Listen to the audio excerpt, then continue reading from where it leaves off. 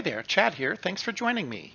Welcome to something new. This is Cataclysm Dark Days Ahead. And when I say it's new, it's not all that new. It's new to me, though. This is something I learned about just in the last few weeks. Somebody recommended it to me, and I've been looking at it, and it's an interesting game. Cataclysm Dark Days Ahead is a turn-based survival game, and it is set in a post-apocalyptic world.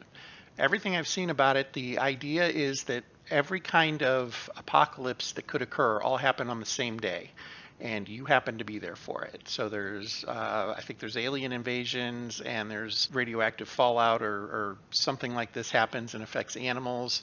Zombies are rising, and there are a couple of other things that it sounds like are hinted at, but I'm not sure about. Something about killer robots. So I haven't gotten that far into the game. I thought I would start recording this before I was completely comfortable with it, because this game has an extremely difficult starting curve. It's not even a learning curve. Getting into the game and understanding what to do is not a simple task. So I thought I would help those of us that are interested in complicated games by setting up a couple of tutorials on how to actually get into the very beginning of the game and understand to some extent what you're supposed to do. I am the teacher that's a half a chapter ahead of the class when it comes to this on this game. I do want to be clear about that. The things I show you are not necessarily best practices. These are things that I have been able to figure out on my own for the most part. I have watched a couple of videos on the game, and there is a tutorial in the game. The tutorial is very good at showing you some of the how. It is not good telling you the why or the what, and that's something that I think I can add as well. Let's go ahead and take a look at how you start to get this game. The game is available on Steam, but you can also grab it from their site, and it is the kind of game that you can download and play for free. They do ask for donations. I highly recommend supporting developers that take a different approach to how they provide their product. I would recommend going ahead and doing that. There are some reviews on Steam that suggest that if you buy it on Steam, it doesn't benefit the developers. I reached out to the website. I think I got a response from Kevin, and effectively his response said, you're okay with buying it on Steam. I can't quite remember if he said we do see benefit from that or not, but he certainly didn't direct me away from the Steam version. With that said, I'm going to show you how to set up the non-Steam version, because that is complicated. It requires a third-party loader, or at least it benefits from a third-party loader. It doesn't necessarily require it. So let's go ahead and take a look at that. If you type in Cataclysm Dark Days Ahead, you'll get the main page for it. This is in Google Chrome. So we'll click here, and this gives you a quick description. You are more than welcome to go to their GitHub repository, pull the game down, install it on your own. But there is a second way to do this, and what is recommended by a lot of the players that I've caught up with is to use one of the loaders. They talk about they have like a community game launcher here under community managed resources. I'm not using this one. I don't think, it doesn't look like it's the same one. I heard of one called Cataclysm Catapult, and if you type in Cataclysm Catapult, you will find that pretty quickly. It's a GitHub, and when you select it, you can literally come down and download the latest release and install it. Let's take a look at what that looks like right now. One thing I want to comment on is wherever you put the installer for Catapult is essentially where it's going to drop your files. So I would go ahead and put it in the directory that you want to put it in and where you want everything to download to. It'll take care of all of it for you, but that's kind of an important step. I initially did it on my desktop, and that was a mess. Don't necessarily do that. I do have a shortcut now for the launcher, and that is what I use. This is the launcher. I'm currently playing the stable release, and you are given the opportunity to select the build that you want. The current stable build as of today is 0.g, the Gaiman build. You select that, and you'll want to hit install selected, and it will indeed do that. Now it'll take a couple of minutes. It took a little longer than I thought it would, and the first time I ran it, I think there was a hiccup, and it didn't fully install this version. It like stopped at one of the previous ones. I think it was at F, Frank. I had to run it a second time. This loaded, and everything has worked beautifully since then. A couple of things that are on the installer that you need to know about. You can manage mods. Some of the mods come pre-installed, and that is fine. I did select the Get Keenan mod pack, and this is a shortcut that was added. I guess that this mod pack is something that gets updated frequently.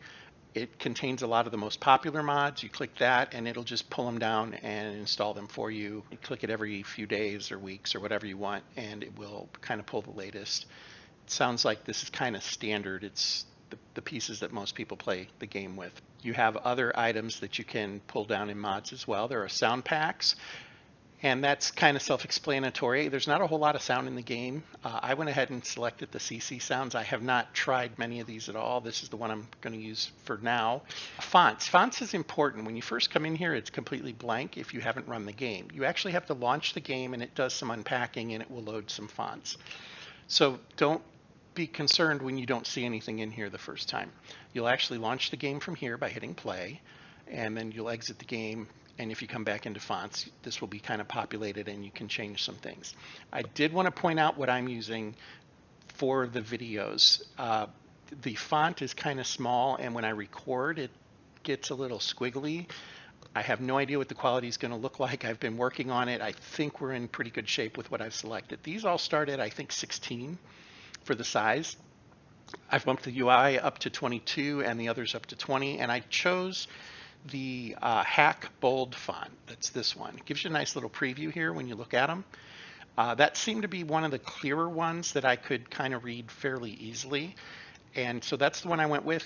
Absolutely whatever works best for you. And again, part of this is because of recording. With recording the video, some of the fonts just look a little better than others. The default font didn't come through very well at all, so this is where I've landed. No need to duplicate any of that. There's also a settings. These settings are primarily related to how the launcher works, so don't get too concerned about what's in here. I haven't changed any of these defaults myself, and I think that's it. I'm not worried about backups right now, so we're going to go to game and we're going to launch. When you first come into the game, it can be a little confusing. And one thing to note, there is not a lot of documentation out there at all on this game. This is something that you're going to have to experiment with yourself and kick around, and hopefully I can help with some of that, and let's go ahead and get started with it. As you look at this menu down here, your mouse does work. It does allow you to work with the mouse, or you can use keyboard if you're old like me. That's the way we used to have to play games way back when, right? A lot of it was strictly keyboard driven. But there's a couple of things here that can be a little confusing if you're not sure what you're looking at. And I do recommend going into settings. Options kind of gives you just some basics. I have chosen to keep all of the defaults for now. Graphics, I don't even think I changed anything here. The launcher, when you change your font in that, though, it does seem to play with these numbers a little bit from what I could tell. Actually, up here you'll see the font height, and that is all a little bit different. So we don't have to worry about these so much. Let's come back here. Key bindings is something you can get to in-game really quickly. I haven't messed with the rest of these. Safe mode has to do with a key concept in the game that you'll need to know about. It is not the same as like launching in safe mode. It's not the same thing there. Hitting escape will exit the game if you're not careful, so do pay attention to that. And it notes here that this is case sensitive, extremely important. All of these key bindings are case sensitive, and that is something that can be a little confusing at first when it tells you to hit S to save and it's actually a capital S, and you hit S and it asks you what you want to smash. It can be a little confusing. Okay, so what do you do when you get in here? There's several ways to launch a new game, and I wanted to clarify some of that. The first thing I saw was create world, and I'm like, okay, cool, that's what I want to do, right? And it is perfectly acceptable to do that. You can create worlds, it randomly creates them for you. You can name them, you can give it some parameters to build the world around, and that's probably the perfectly viable way to go. You can also just go straight into character creation, and if you don't have a world yet, it will create one for you. So that's perfectly acceptable. In fact, the very first thing it's going to do is create a world for us. So you can create one through here, and it'll just take a few seconds. But you can also just go to character creation, and it effectively does this first and then does the character part. So let's go ahead and do that. Now you'll notice there's several items here. There is custom character, preset character, random character, play now default, and play now. Play now is an entirely random scenario. It gives you a random map, random character, and a random starting situation. Play now with default scenario gives you the evacuee scenario to play, and that's the one we're going to want to use. I'm going to go ahead and customize my character. You can name your character, choose some items, not items, but some traits for them. Let's go ahead and go through that real quick. This is not going to be an exhaustive visit of everything you can do in here, but we are going to come in here. Now the worlds they're considered to be procedurally generated. I'm not entirely sure what they mean by that. Usually that will mean you can give it a number like a seed, and it will generate the same world for everyone that uses that seed. And it is entirely possible that's what's happening based on what these settings are. It like makes a hash or something and then uses that as its generation. And that's totally acceptable, but I have not found where if I use like the same name, I like to use Baldwin. It's a town in Missouri. Supposedly the only one in the world, actually. I like to use that, and we'll go with that. The cities and suburbia, you would think that you want cities. Actually, the cities are extremely brutal. I have not survived going to a city. I have not survived approaching a city yet. And now again, I'm new to the game. I'm just a couple hours ahead of everybody else, but it is very, very difficult. I have chosen to down the difficulty a little for starting. I'm not going to put it all the way to the bottom, but I am going to put it on Be Nice to Me. What I've seen is this gives me a little bit of ability to investigate the game and learn how things are playing without constant concern of the monsters that are going to be coming after me. There is still a concern. They're fairly avoidable at this point, and I'm completely comfortable with that. Random NPCs, this basically will set how many other quote-unquote people you run into. So people are one of the enemies you can run into. Some will be friendly, some will not. And you can try to make friends with folks. You certainly can try to get them on to travel with you and protect you and things like that. That's one of the angles that you might want to take in the game. Let's go ahead and just set it this way, though. We're going to go with Suburbia right here in the middle, Be Nice to Me, and Lonely. And I'm going to hit Finish. And are you sure you're finished? Now you can use arrow keys to move back and forth here. You can use your mouse. You can use the capital letter. If you use the capital letter, it just does it. Otherwise, you can hit Enter to select something. Here it's going through its finalization routine, and then we're going to go into the character builder. Now this game is not terribly graphical. It does have a graphical component. It's kind of a top-down game, but it's very much like Dwarf Fortress. I'm assuming at one point it was strictly ASCII, and they've added tile sets to it. Their webpage that we kind of looked at there briefly did talk about if you're using tile sets, you want to have at least 1 GB of RAM, and I'm not sure where the tile sets came in, if that was part of one of the mods that auto installs, or if it's actually a part of the base game, or what it is at this point. Nonetheless, I haven't intentionally added a tile set, so I think what we're seeing is effectively the generic version once we're in the game. This can be a little confusing. First of all, use your tab to move between sections for the most part, and Shift tab will move you backwards. Points. What this really is asking is there's different categories. We have scenarios, we have professions, we have stats, traits, skills.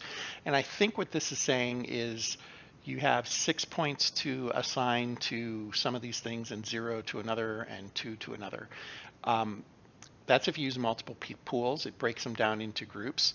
We're going to go ahead and go with single pool, and what it does is it just makes those all one number. So I can use my points. I have 8 points I can assign. With multiple pools, I have 6 points I can assign to one set of things, 0 to another, and 2 to another.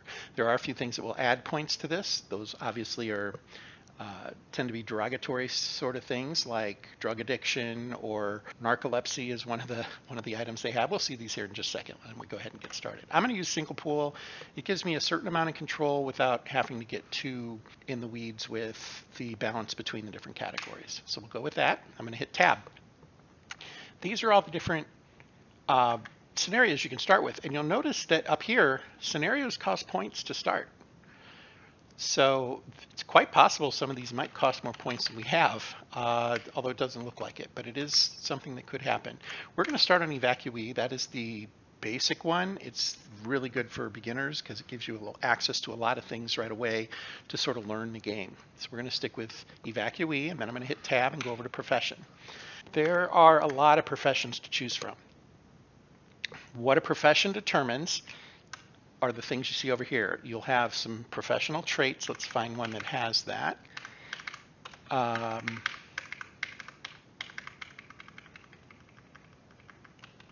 Okay, so true food person has the professional trait true food person. I'm not sure what that really means, but it probably affects some of their other things later. Let's go with lumberjack. That seems to be a decent one to start with. And then we can see is he has athletics at the skill of 2. He is wielding a wood axe. Very few of the professions have a weapon to start. This one does, baseball player does, and some of the military ones do as well. But your starting profession costs you points. The lumberjack is a 0 point, so he's a fairly low end one. If you look at the very last one listed, it's park ranger. He costs 9 points. I don't even have 9 points right now. I'd have to take one of the trait malices in order to get that. But look at all the stuff he comes with. First of all, he has immediate proficiency in a lot of different things, at least level 1.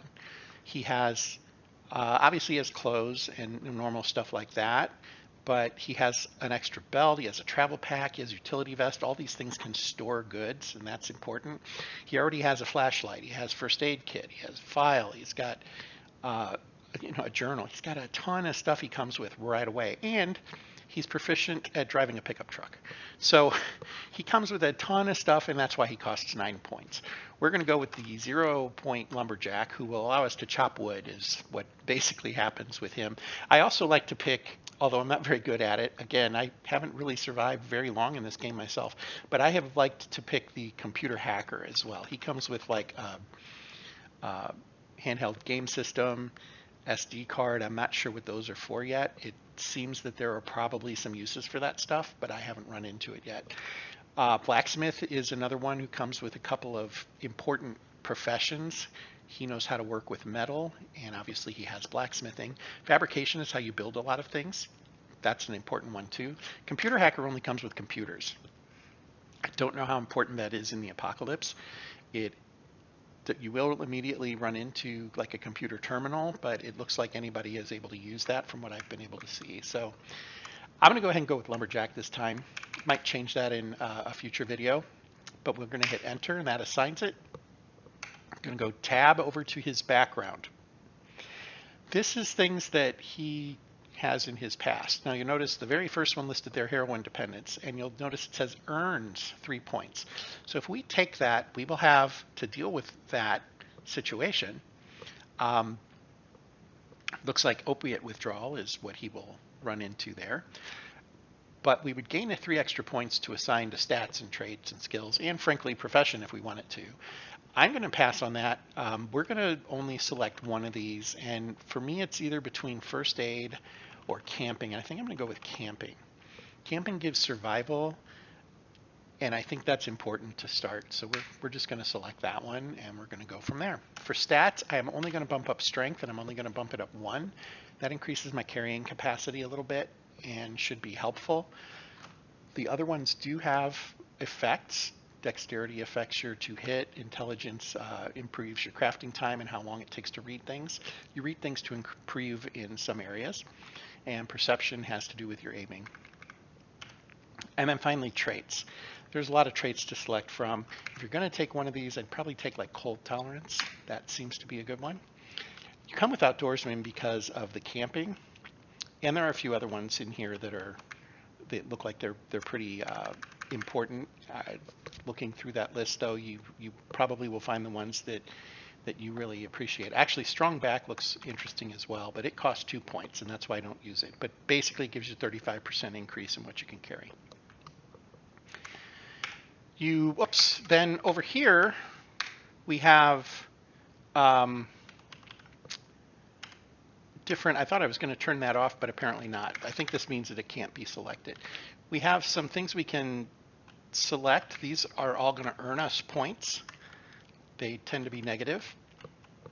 I'm going to skip that altogether for now. We're going to come, whoops, did it again. We're going to come over here. I'm going to pick blue eyes, no facial hair. And let's go with, I'm going to go with blonde buzz cut. Whoops, go to blonde, buzz cut, and light skin.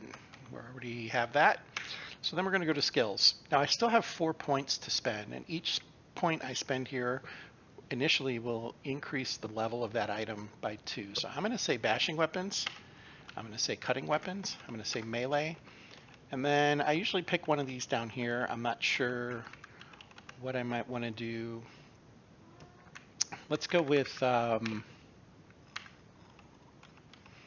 maybe marksmanship wouldn't be the worst. I have in the past found a rifle to start. That's been helpful. Let's go with, I think fabrication increases pretty quickly because you're building a lot of things up front. Let's go with tailoring. Why not? Okay, and that's my points. Then finally, I'm going to go over to my description. We can name our character, and we will call this one Chad, Missouri. And we can set it the gender to male or female. I did not mean to hit tab for this. I'm hitting down arrow. I can change the height. I can, and it's measured. It's measured in centimeters, so you have to do a conversion if you want to move it over there. Age, blood type. I thought that was interesting. I have no idea what this does, but it does have all the appropriate blood types. So we're just going to leave that alone. And I keep hitting tab to move instead of hitting the down arrow on this screen. So that is one thing. The game uses the arrows to move sometimes and sometimes tab, and that can be a little confusing. We'll talk about that in a future video. Starting location, I could set that. I could pick it, basically. I'm going to go ahead and tell it to make it random.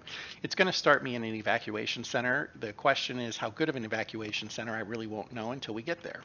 But we are ready at this point. And I'm going to hit tab, and it's going to say, are you sure you're finished? I'm going to use the arrow key and then enter, and here we go. This is our starting screen, and this is where we start in the evacuation center. Now I'm going to hit Z to zoom in. You can hit Shift Z to zoom out, and it will cycle around once you get to the end. As you can see, we're a bit grisly looking there, but this is us. This is somebody else in the evacuation center. The exclamation point effectively means that it's something you can interact with. So I'm going to hit, so now to move, moving is a little confusing. It is not an ASDW sort of thing. It uses the 8-point directions. So it uses the keypad. So 7 moves you northwest, 8 moves you north, 9 moves you northeast, etc. With 2 being south, 4 being west, and 6 being east. I'm going to hit 7 on my keypad to move into that person. And when I move into them, it allows me to, it brings up a menu that I can pick from. I can use arrows, and I can use enter, or I can hit the letter. And I'm going to hit T to talk. And in this case, Lauren Ellis is saying, at least we've got shelter, and then I have some things I can do here. I'm going to talk to them. What should we do now? I'm going to hit A. I suppose we should get a car up and running. It'd be useful, and we can disappear quickly. Yep, that is true. You can also ask them for tips by hitting B. And I think that's important. You probably should look at a few of the tips that they are willing to offer. Some of them are clearly obvious, but some of them, there have been a couple I've seen that are like, oh, I hadn't thought about that. I wish I could use those rollerblades. They're so fast. So it looks like if we use rollerblades, we can move faster, perhaps, you know, things like that.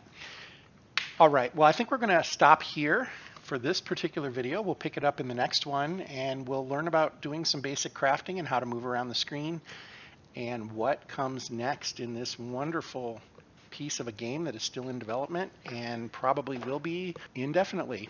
Thanks for joining me. I hope you're enjoying this. I hope you take a look at this game. I think it deserves that, and hope you'll stick with me into the next episodes. Until then, fair travels.